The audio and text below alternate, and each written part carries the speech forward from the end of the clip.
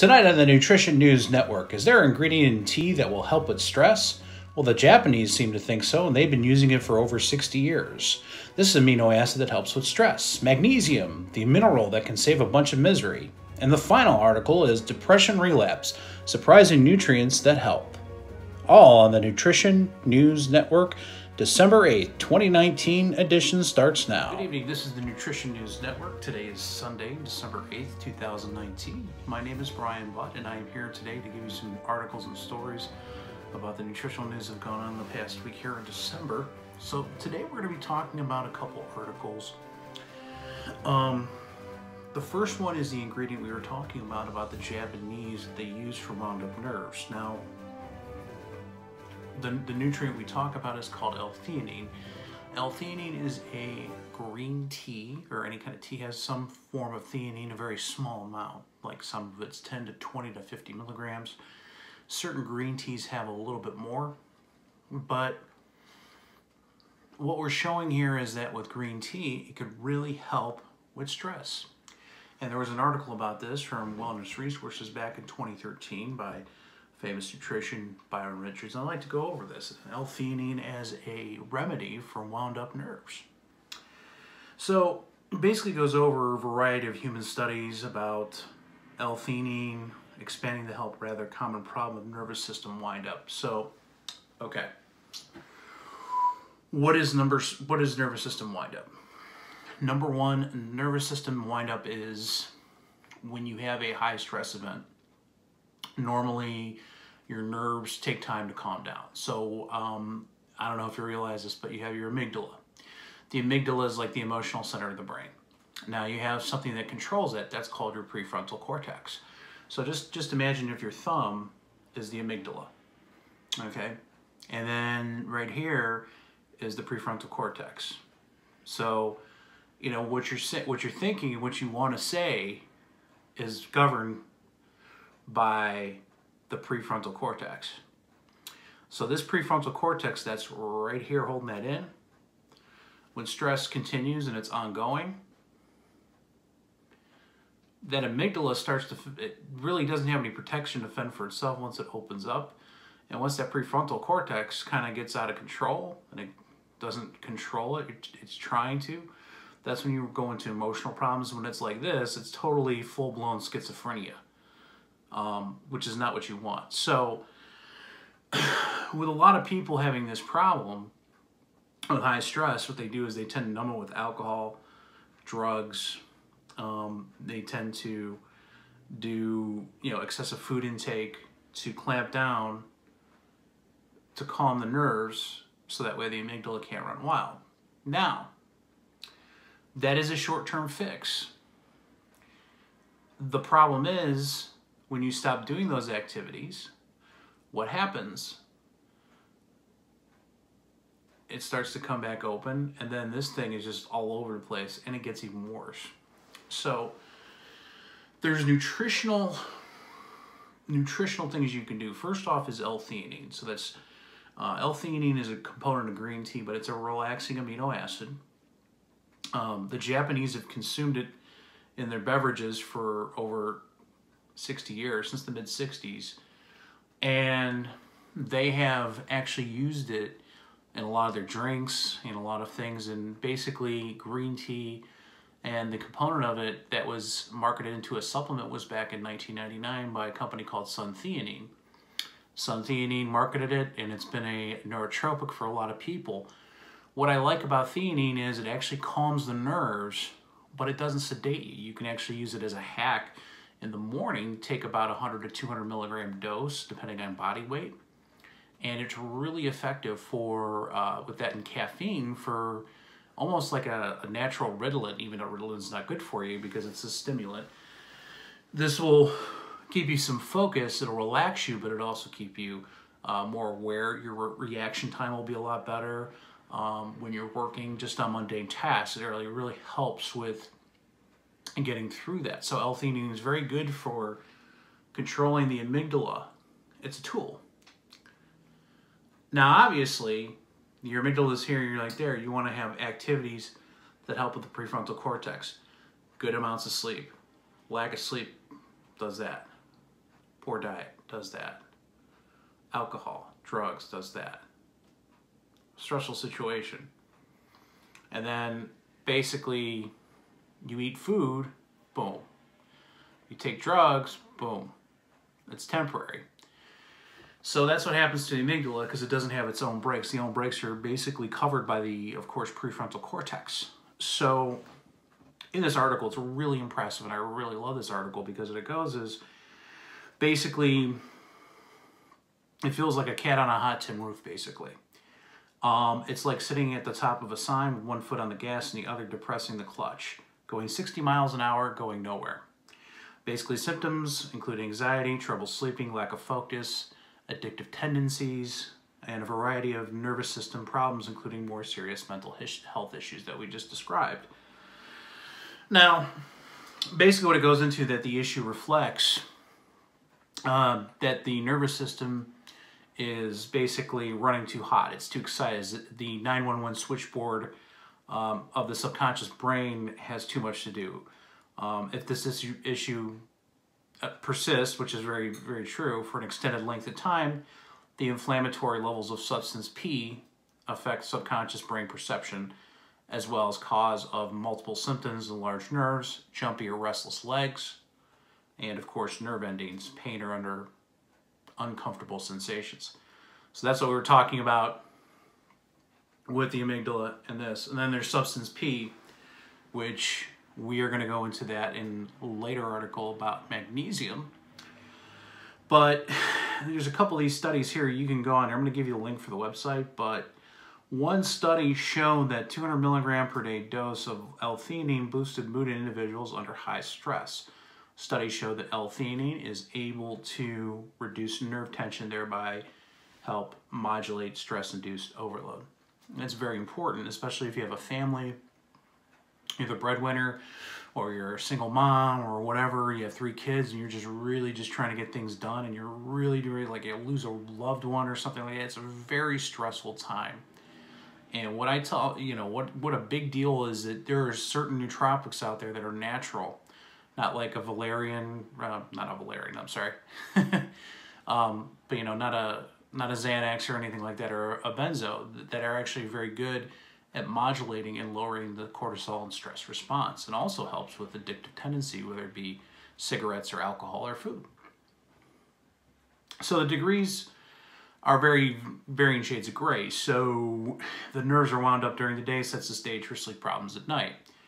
So normally if you have that issue, I would say, you know, I can't give you a recommendation, but normally what I do is if I have a high stress event, normally 150 to 200 milligrams in the morning with some caffeine, and then at night around 9 o'clock, 12 hours later, I'll take about 150 milligrams. So that way that helps me put to sleep. And I've noticed some marked difference using it for a couple weeks. I don't use it all the time, but when I do use it, that my attention and focus is a lot better. I'm able to get more things done.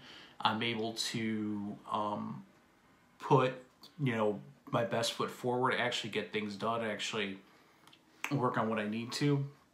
Not really excessively ruminating, not excessively thinking about things as much. Doesn't mean you're a zombie, but you're actually focused and relaxed on what you actually need to do. And it kind of actually makes you more in an alpha state, meaning that alpha state is more of, you're kind of almost like you watch TV, but this isn't when you watch TV, because when you go to watch TV, you're in an alpha state. It downloads like a computer. So this is why this is such a great thing to use when you're going through a high stress period. So I would recommend this for anybody going through that. It goes on to say the combination of anxiety and sleep problems lead to cravings for a quick fix or a reward. So this is a temporary solution for so-called brain pain. It brings temporary relief, like we talked about before, with the amygdala, prefrontal, amygdala, prefrontal. We talked about the addictive tendencies of cigarettes, nicotine, alcohol, drugs, medication, but we've also showed that, and it's also showed that an animal study shows that L-theanine can directly calm down the dopamine-based reward circuitry involved with nicotine addiction. Although the mechanism of action implies it may help other type of reward-driven behavioral issues, which is very important because that helps any nutrient that can help you out, that can actually set you into, a better way to help you on the path of recovery if you're an addict, is a very good tool to use. I mean, this is really good stuff. It does take time to change nerves. And any nutrition is a tool that can help with that. So it can help overexcited nerves. It's best to nip these problems in the bud before they become a deeper issue, obviously. So next article we're going to go to right now is magnesium, the mineral that can save years of bunch of misery for a bunch of years. Magnesium is a mineral needed for relaxation. Magnesium is relaxing. The opposite or the antagonist of magnesium is what is called calcium. If your blood pressure is too low, basically what they tell you is to take some calcium. Calcium will actually raise it. Now, calcium is important, but you want to have an inverse relationship between the both of them. It's very important to have that. Substance P, like I talked in the previous overload, is basically your nerves are running too hot. It's kind of like the volume of the knobs of your subconscious. Basically, the stress goes up. Then you have that event, and then it goes back down. But unfortunately, the knob gets turned up all the way, and they've shown that magnesium is very good for not only inflammation in the brain, but also inflammation in any type. So magnesium is very important for that. It also shows that magnesium is also important for basically preventing substance P overload. But you have to start doing it before you have that. So I easily associate, low mood, tired,